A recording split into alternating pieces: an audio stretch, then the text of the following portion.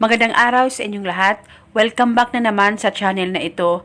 May panibagong video na naman ako na ibabahagi sa inyo ngayon. Ito'y simpleng gabay at simpleng pamamaraan. At kung bago sa channel ko, ay huwag niyo pong kalimutang mag-subscribe at pindutin ang notification bell para palagi kayong updated sa mga bago kong videos. Gusto mo ba na siya ay maaakit o mapapaamo mo sa pamamagitan lamang nitong ritual na ibabahagi ko sa inyo ngayon? Kaya gawin lamang itong ritual na buo ang loob at tiwala mo sa paggawa nito. At paniguradong lahat ng tao ay mapapaamo mo.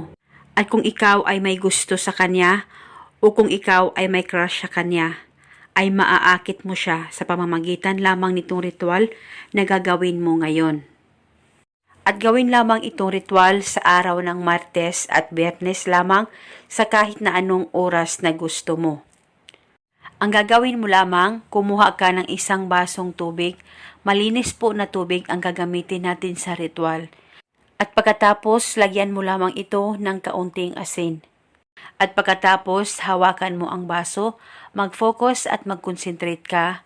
Pagkaisipin mo ang taong mahal mo o ang taong crush mo o pagkaisipin mo ang mga taong kasama mo sa trabaho kung gusto mo na sila ay mapapaamo mo lahat.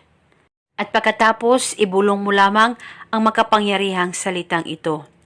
Sa kapangyarihan nitong tubig at asin, lahat ng tao o kahit sino o mga katrabaho ko ay mapapaamo ko. At ang taong mahal ko ay maaakit sa akin. Ibulong mo lamang ito ng paulit-ulit, pwede mo dagdagan o ibahin ang hiling kung gusto mo, wala pong problema. At pagkatapos ay inumin mo na itong isang basong tubig. At dapat ubusin niyo po ang pag-inom nito. At gawin mo itong ritual hanggang kailan mo gusto.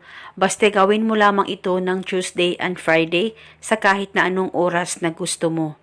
At kung kayo ay may katanungan, mag-comment lang po kayo sa baba. Maraming salamat po sa panonood. May God bless us all.